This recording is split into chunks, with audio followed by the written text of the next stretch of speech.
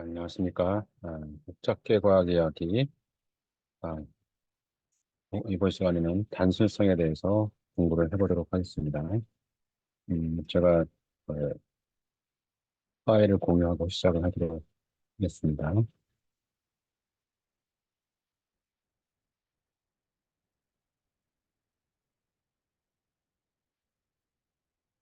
자, 우리가 아직까지 그 복잡계가 무엇인지 정확하게 정의를 하지 않았지만, 이제 복잡계까지 들어가는 그런 내용들을 지금 계속 한번 살펴보고 있습니다. 자, 그래서 이번 시간에는 첫 번째로 그 단순성에 대해서 한번 살펴보려고 합니다. 우리가 그 현대 과학에서는 이러한 심플리시티, 단순성에 대해서 엄청난 연구를 하고 있는데, 왜 단순성에 대해서 이렇게 집요한 그러한 연구를 하고 있는지 살펴보도록 하겠습니다.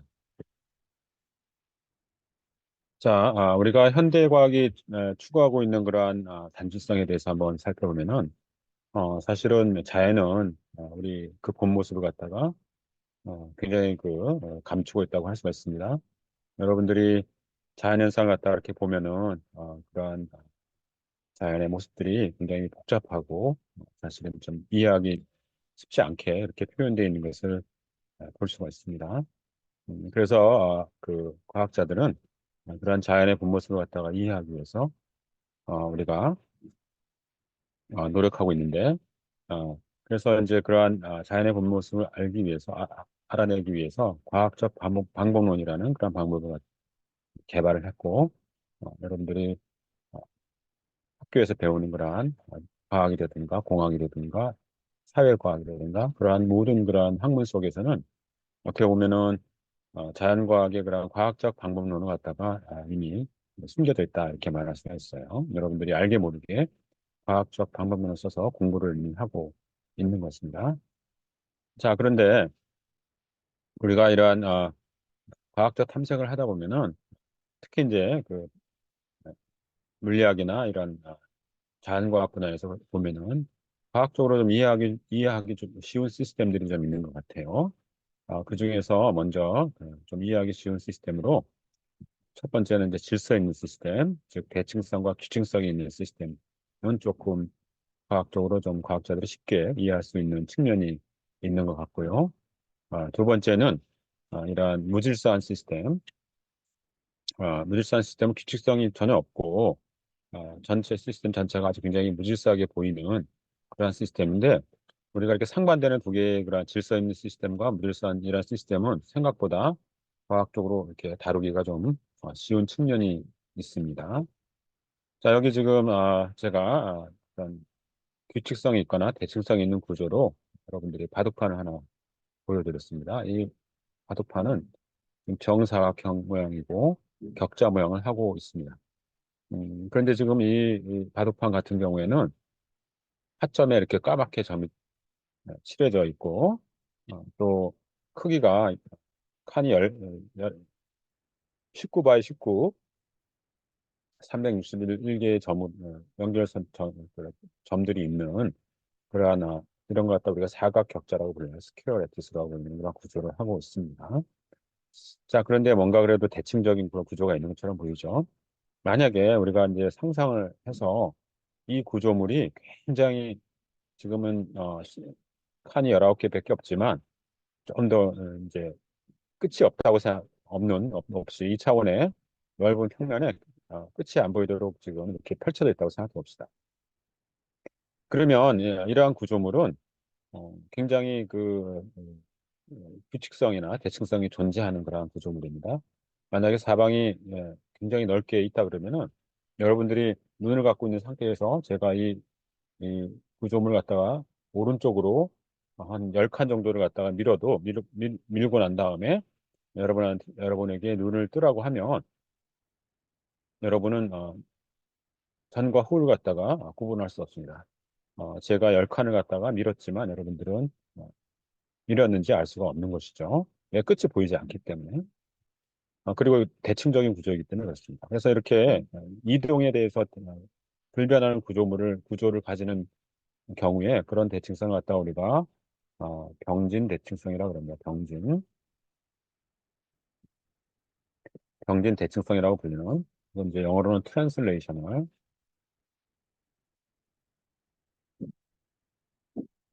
시메트리라고 그럽니다. 이런 대칭성이 존재합니다. 그 다음에 이제 또 다른 대칭성도 존재하는데, 예를 들어서 제가 마찬가지로 여러분에게 눈을 감으라고 한 다음에 제가 이 구조물을 갖다가 90도나 180도나 270도로 돌리겠습니다. 돌리고 나면 사방이 보이지 않기 때문에 여러분은 제가 돌렸는지 안 돌렸는지 구별할 수가 없습니다. 즉, 회전 대칭성을 가지고 있습니다. 회전 대칭성. 그런 걸 갖다가 우리가 로테이셔널 시메트리라고 합니다. 그래서 이런 자연에 있는 그런 이런 사물들이나 이런 것들은 어떤 경우에 이렇게 규칙적인 구조와 대칭적인 그런 대칭성을 가지고 있는 것 같아요. 이렇게 회전에 대해서 대칭성을 가지고 있죠. 여기서 제가 이렇게 한 바퀴 어, 돌렸지만 돌리기 전과 후가 완전히 똑같잖아요. 그래서 회전 대칭성이 있는 것을 볼 수가 있습니다. 그런데 만약에 이 현재 있는 그런 바둑판처럼 끝이 유한하면 제가 이렇게 45도로 돌리게 되면 여러분들은 이 구조물이 를 45도 돌렸다는 걸 알게 되죠. 그래서 그런 경우에는 어, 똑같지가 않아요. 그래서 45도 회전에는 대칭적이지 않습니다. 그래서 우리 자연에 존재하는 어떤 구조물들이 이러한 병진 대칭성이나 회전 대칭성이 어, 존재하게 됩니다. 그래서 과학자들은 이런 대칭성이나 규칙성을 갖다가 찾으려고 부단히 노력을 했던 것입니다. 그러한 구조물 중에서 여러분들이 이제 많이 본 구조물 중에서 제가 여기서 보여주는 그러한 구조물들은 동글뱅이 하나가 탄소입니다. 카본. 탄소들이 이런 식으로 다양한 구조물을 만들어냅니다. 여러분이 좋아하는 것은 아마 이 다이아몬드 구조겠죠? 다이아몬드는 실제로 우리가 값비싸게 파는 다이아몬드의 그러한 완전히 탄소 분자로만 이루어져 있고, 그것이 다이아몬드 구조라는 그런 격자 구조를 하고, 3차원의 격자 구조를 하고 있습니다. 다이아몬드는 압력이 10기압 이상, 온도가 굉장히 높아야지만 그런 탄소들이 그런 상황에서 자연적으로 형성된 다음에 지하 깊숙이에서 이제 만들어지겠죠. 그런 다음에 지표면으로 올라와야 되기 때문에 전 세계적으로 다이아몬드 광산이 상당히 드물고 그런 다이아몬드는 굉장히 천연 다이아몬드는 값비싸게 팔리죠. 요즘에는 이제 인공 다이아몬드가 만들어지고 있긴 하지만 그렇습니다. 근데 여기 보여주고 있는 그러한 탄소들이 만드는 그러한 구조물들은 다 탄소로 주어지고 이런 흑연, 그래파이트라는 이런 물질들은 2차원의 이렇게 육각형 분자들이 이렇게 층층이 어, 이런 구조물들이 쌓여 있는 그런 것이고 이런 거는 좀 값이 쌉니다. 이런 거는 자연에서 쉽게 만들어지기 때문에 그래파이트 이런 흑연은 싸고 뭐 연필 심을 만드는데 쓰죠. 여러분들이 아, 나무를 태우면 이제 탄소가 남는데 그런 탄소 검댕이라든가 이런 데서 이제 쉽게 그래파이트가 만들어지게 되겠습니다. 그다음에 이제 1990년대에 들어서 이렇게 C60 버키민스터 플로렌이라고 불리는 축구공 모양의 탄소 분자들이 오각형과 육각형이 결합돼 가지고 탄소 분자들을 형성하는 그러한 구조물도 이제 예, 발견하게 되었고 또 1990년대에 들어서 또 이 카본 나노튜브, 탄소 나노 튜브 같은 경우는 이 이렇게 육각형의 그러한 탄소 분자들의 결합이 이런 식으로 말려 있어 가지고 어떤 튜브 형태를 형성하게 되죠. 그래서 이런 것들이 발견되고 이런 것들은 굉장히 다양한 그러한 물리적인 화학적인 성질을 보여주기 때문에 굉장히 이제 과학자들이 열광을 하면서 이런 구조물을 연구를 했습니다. 그리고 최근이라고 하지만 2004년이네요. 2004년도에 가임과 노보셀레프라는 두 명의 물리학자들이 이러한 그 탄소로 이루어져 있는 2차원 평면에서 탄소 한 층으로 이루어져 있는 이런 구조물을 발견했는데 이런 구조물을 갖다가 우리가 그래핀이라고 부릅니다. 그래핀. 이런 그래핀의 구조물은 아까 이제 이 흑연이라든가 이런 데서 탄소가 여러 층이 아니고 오로지 한 층만 있는 그런 구조물이죠. 이 구조물은 사실은 이제 가임과 노보셀레프가 이렇게 그래파이트 같은 그러한 검댕을 갖다가 스카치 테이프에다가 붙여가지고 떼었다를 반복하면서 검댕을 그 스카치 테이프에 붙여서 떼면은 되게 여러 층이 한꺼번에 벗겨집니다. 그래서 이제 이게 한 층인지 여러 층인지를 갖다가 그러한 여러 가지 이제 물리적인 장치를 그런 사용해서 탄소 분자가 한 층만 되어 있는지 조사를 했어요. 그러다가 운이 좋게도 2004년도에 이러한 탄소 한 층으로만 이루어져 있는 그러한 구조물을 갖다가 이제 발견하게 되는데 그게 바로 그래핀이었죠. 그래서 혹자들은 사람들이 이렇게 그래핀 발견을 갖다가 스카치 테이프의 물리학이다 이렇게 이제 부르기도 하죠. 그런데 이 그래핀은 굉장히 탄소 분자들이 육각형 벌집 모양으로 대칭적인 구조를 하고 있죠. 여러분들이 이 물질을 갖다가 이렇게 이만큼 똑같이 이동시키면은 이렇게 병진 대칭성도 있고 얘를 중심으로 해서 60도나 120도나 120도 돌리게 되면 또 완전히 똑같습니다. 그래서 이런 회전 대칭성도 존재하게 됩니다. 그래서 이런 굉장히 흥미있게도 이런 대칭적인 구조물들을 발견하게 되었습니다. 이 탄소 원자는 이 탄소 분자 사이에 원자 사이의 거리가 1.42 나노미터로 1 나노미터는 10의 마이너스 9승 메타 정도 되고 대개 가장 작은 원자가 수소 원자인데 수소 원자 직경이 한 0.1 나노미터 정도 됩니다. 그래서 수소 원자 10개를 갖다가 나란히 이렇게 일렬로 세워놓으면 한 1 나노미터 정도가 됩니다. 그러니까 그래도 상당히 이제 거리가 있는 그런 분자죠. 우리가 살고 있는 세상에 비해서는 어마어마하게 작은 그런 스케일이 있는 구조물이지만 그런 이러한 구조물들을 갖다가 이제 찾아냈습니다. 그래서 이 가인과 노보셀레프는 2010년에 노벨 물리학상을 수상하게 됐죠. 그래서 지금 과학자들이 이렇게 대칭적인 이러한 어, 규칙적인 구조를 찾아내게 되면 그전에는 많은 경우에 노벨 물리학상이나 노벨 화학상을 수여하기로 했습니다.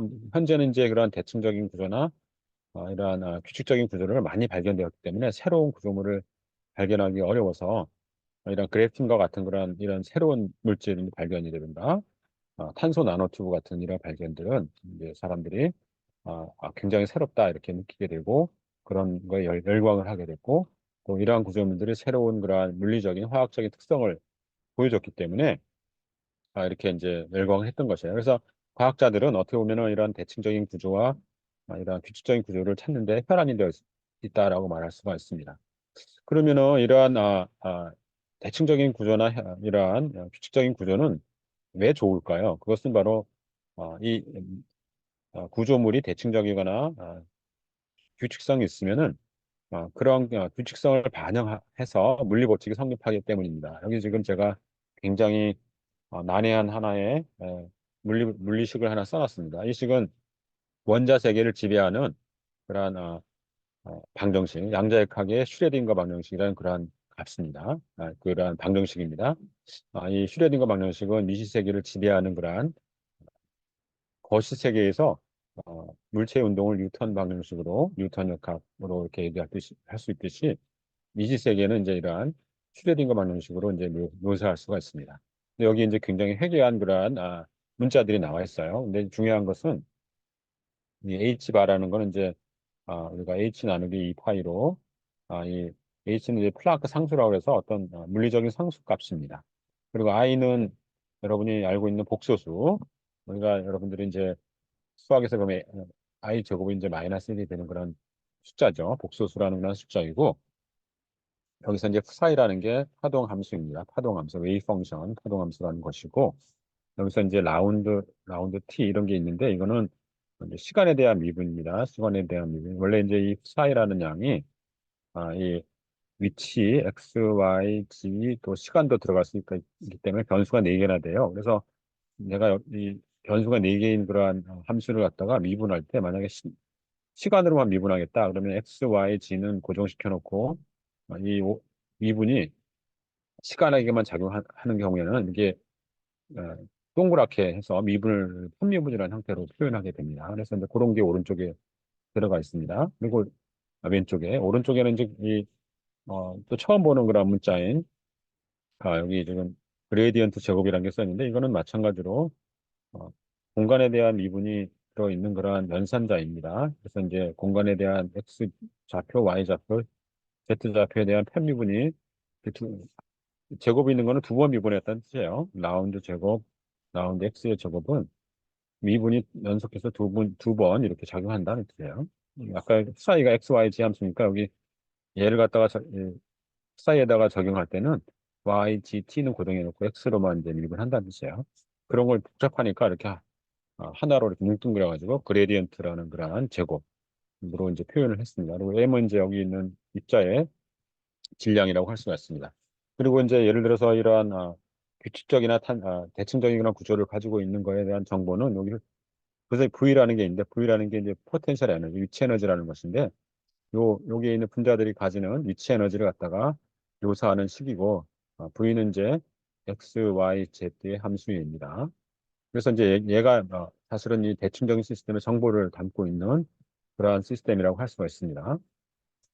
그랬을 때 이 슈레딩거의 방정식을 풀게 되면 우리가 수동적으로 구하게 되는 게 이런 사이라는 함수, 파동함수 사이하고 거기에 해당하는 고유치라는 에너지라는 고유치를 얻게 되는데 그것이 이제 이런 우리가 관심 있는 대상의 정보를 담고 있습니다. 그래서 이제 그런데 이러한 시스템이 규칙적이나 대칭적이게 되면 이러한 방정식도 그러한 규칙성과 대칭성을 만족해야 돼요. 그래서 여러분들이 만약에 이 슈레딩거 방정식이 지금 현재 있는 상태로 이런 상태에서 이런 걸 썼는데 여러분들이 이걸 갖다가 좌표를 120도 돌려가지고 새로 생긴 좌표를 x 프라임, y 프라임이라고 하면 x 프라임, y 프라임에서 x, y 좌표가 아니고 이제 x 프라임, y 프라임 좌표에서 만들어져 있는 그런 슈레딩거 방정식을 쓸 수 있을 텐데 근데 세상이 돌리기 전과 돌리기 후가 똑같기 때문에 여기서 묘사한 그러한 슈레딩거 방정식이나 여기서 묘사한 슈레딩거 방정식이 똑같은 결과물을 줘야 되겠죠. 그래서 서로 이렇게 대칭성이 이러한 어떤 그러한 슈레딩거 방정식에 대한 어떤 제한을 가하게 됩니다. 그런 제한을 가지게 되면 우리가 이러한 규칙적인 시스템을 이해하기 쉬워지게 되겠습니다. 그래서 우리가 이 슈레딩거 방정식의 이러한 대칭성들을 갖다 반영하도록 예, 자연이 이런 그런 대칭성을 가지도록 하겠습니다. 그렇기 때문에 우리가 좀 더 이제 세상을 갖다가 묘사하기가 좀 쉬워지는 것이죠. 자, 그러면은 우리가 두 번째로 아주 또 무질서한 시스템도 좀 이해하기가 쉽다 그랬는데, 우리가 여러분들이 지금 여기 지금 보여주고 있는 왼쪽에 있는 거는, 물 위에 떠 있는 어떤 꽃가루 같은 것이 무질서하게 움직이는 브라우니안 운동을 보여주는 것이고, 오른쪽에 있는 것은 우리가 어떤 지금 공기 중에 에, 많은 그런 공기 분자들이 있는데, 그것을 굉장히 무질서하게 움직이고 있어요. 조그만 그러한 공기 분자들을 갖다가 이런 상자에 가둬놓고 무질서하게 움직이는 걸 지금 시뮬레이션에서 보여주고 있는 것입니다. 굉장히 다 무질서하게 움직이죠. 그리고 우리 방 안에 있는 공기 속에는 굉장히 많은 그러한 공기 분자들이 있죠. 우리가 보통 1몰이라고 불리는 그러한 것은 화학에서 6.02 곱하기 10의 23승계의 그러한 입자들이 포함되어 있는데 기체가 1기압에서 1기압에서 1몰의 기체들은 약 22.4리터의 공간의 부피를 차지하고 있습니다. 그러니까 여러분들이 방 안에 있는 어떤 그 방 안에 부피를 재고 난 다음에 22.4리터로 나누게 되면 이게 총 몰수가 됩니다. 거기 방 안에 들어있는 분자들의 총 몰수가 되겠죠. 분자들의 그런 걸 구할 수가 있습니다. 그래서 어마어마하게 많은 그런 분자들이 지금 무질서하게 움직이고 있습니다. 근데 놀랍게도 이렇게 무질서하게 운동을 하는 그런 시스템에서는 그러한 시스템을 갖다가 우리가 확률로 묘사를 할 수가 있고 굉장히 많은 입자 시스템이니까 우리가 거시 시스템이라고 할 수가 있는데 그런 거시적인 상태를 갖다가 기체 분자 같은 경우에는 이렇게 압력, 부피, 그다음에 온도 같은 걸로 묘사할 수가 있고 여기서 N은 이제 입자의 개수, 몰수를 해당하는 몰입니다. 그리고 R은 상수로서 8.31 정도 되는 그런 기체 상수라고 불리는 상수가 되겠습니다. 자, 그런데 이러한 여러분들이 이러한 식을 갖다가 과학 시간에 이상기체의 상태 방정식이라고 들어봤죠? 이상기체의 상태 방정식은 이 기체 분자들이 이렇게 무질서하게 움직이면서 그러한 또 특별한 이상기체라고 불리는 그런 기체들이 만족하는 식입니다. 대개 기체의 밀도가 좀 희박하고 이런 불활성 기체, 뭐 헬륨이라든가 이온이라든가 이런 불활성 기체인데 그런 기체들은 이러한 이상 기체의 상태 방식에 매우 가까운 형태로 를 따릅니다. 그래서 그러면은 이러한 물리 법칙을 발견했는데 이 법칙은 언제 성립하는 거냐 하면 이렇게 기체 분자들이 무질서하게 움직이는 경우에 대해서만 성립하게 되는 것입니다. 그리고 이 법칙에 따르면 우리가 온도를 모르더라도 여러분이 여기 압력 1기압이죠. 압력 1기압을 알고 이 방 안에 부피를 다 재게 되면 저절로 온도를 알 수가 있는 것이죠.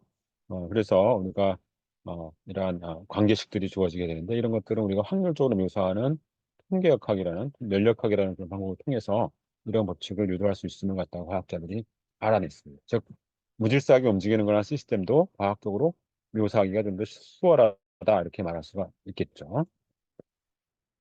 자, 그래서 현대과학은 이렇게 단순성을 추구하는 그러한 방향으로 일단 이제 발전을 했습니다. 그래서 이러한 질서 있는 시스템을 찾고 거기에 숨어 있는 과학적 원리를 탐색하고 이런 과정을 했었죠. 그래서 또 무질서한 시스템에서도 또 과학적 원리가 잘 이제 탐색이 되기 때문에 질서 있거나 무질서한 시스템을 갖다가 공부를 하기 시작했습니다. 어, 오히려 어중간한 시스템, 질서와 무질서 사이 정도에 있는 어중간한 시스템은 상대적으로 이런 설명하기가 좀 어렵다고 할 수가 있습니다. 그래서 보통 이런 과학적 탐색은 복잡하게 보이는 그러한 시스템들을 단순화해서 가능 형태를 바꾼 다음에 이제 우리가 탐색을 하게 됩니다. 그래서 그럴 때 이제 우리가 이러한 복잡한 시스템을 단순화시킬 때 어, 사실은 이제 진실을 담고 있는 그 시스템의 사실을 담고 있는 알맹이를 갖다가 유지하면서 불필요한 군더더기는 이제 버리게 되는데 그러면서 우리가 소위 말하는 이제 모형과 이론을 세운다고 합니다. 모형을 세우고 거기에 모형에 따른 이론을 세우게 되는데 아인슈타인의 명언을 읽지 말아야 되겠죠. 우리가 시스템을 갖다가 확립할 때 목욕물과 함께 아이를 버려서는 안 된다. 그 가장 중요한 알맹이인 아이가 바로 이제 가장 중요하겠죠.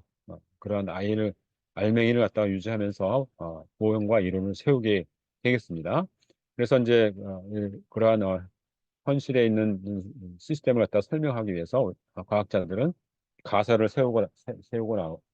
세우고 그러한 가설 속에서 모형에서 이론을 세우게 됩니다. 그로부터 이제 어떤 과학적 결과를 도출하게 되고 어, 그러한 과학적 결과가 이제 예측하는 바가 있을 거예요. 그러면은 그 예측하는 결과와 실험 결과를 갖다가 한번 실험을 해서 일치하는지를 살펴봅니다. 그러면은 실험 결과를 잘 재현을 해주게 되고 또 다른 사람들의 또 여러 사람들이 실험을 해서 동일한 결과를 줘서 재현성이 생기게 되면 그러한 이론이나 실험은 이제 과학적 사실로 받아들여지게 됩니다.